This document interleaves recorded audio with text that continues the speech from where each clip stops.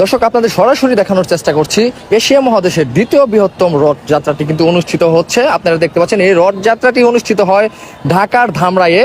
দর্শক, আপনারা সরাসরি দেখতে পাচ্ছেন যে রথ যাত্রাটি কিন্তু অনুষ্ঠিত হচ্ছে এবং সুন্দর ও সুশৃঙ্খল ভাবে কিন্তু রথযাত্রাটি অনুষ্ঠিত হচ্ছে। এই রথযাত্রাটি কিন্তু 400 বছরের ঐতিহ্য এবং এই রথযাত্রাটি কিন্তু বাংলাদেশের বিভিন্ন প্রান্ত থেকে এবং বিদেশ থেকেও কিন্তু বিভিন্ন ভক্তবৃন্দরা এখানে আসে এই রথযাত্রাটি উপভোগ করতে এবং এখানে বিভিন্ন মানত নিয়ে কিন্তু আসে এই ভক্তবৃন্দরা। আমি তাদের সাথে কথা বলে যেমনটি জানতে পেরেছি, এই রথযাত্রাটি শুভ উদ্বোধন করেছে জাতীয় সংসদের মাননীয় চিফ হুইপ নজরুল ইসলাম মনি এবং বিশেষ অতিথি হিসেবে উপস্থিত ছিলেন ধামরাইয়ের মাননীয় সংসদ সদস্য আলহাজ তমিজউদ্দিন।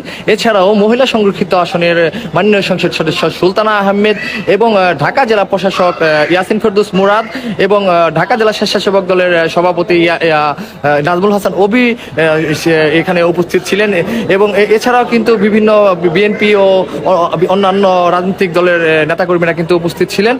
এই রথযাত্রাটি ঘিরে কিন্তু লক্ষ লক্ষ যে ভক্তবৃন্দ এবং দর্শনার্থীদের কিন্তু দেখা মিলছে। আপনারা সরাসরি দর্শক দেখতে পাচ্ছেন এই রথযাত্রাটি কিন্তু প্রায় শেষের দিকে চলে আসছে। যে যশোমাধবের যে শ্বশুরবাড়ি নামে যে পরিচিত সেই স্থানটিতে কিন্তু প্রায় চলে এসেছে এবং এই উল্টো রথযাত্রাটা কিন্তু আবার 24শে জুলাই কিন্তু অনুষ্ঠিত হবে।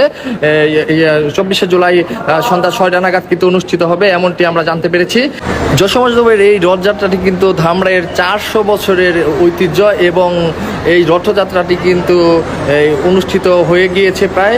আপনারা কিন্তু দেখতে পাচ্ছেন যে প্রায় শেষের দিকে এবং এই রথটি কিন্তু এশিয়া মহাদেশের দ্বিতীয় বৃহত্তম রথ নামেই কিন্তু পরিচিত।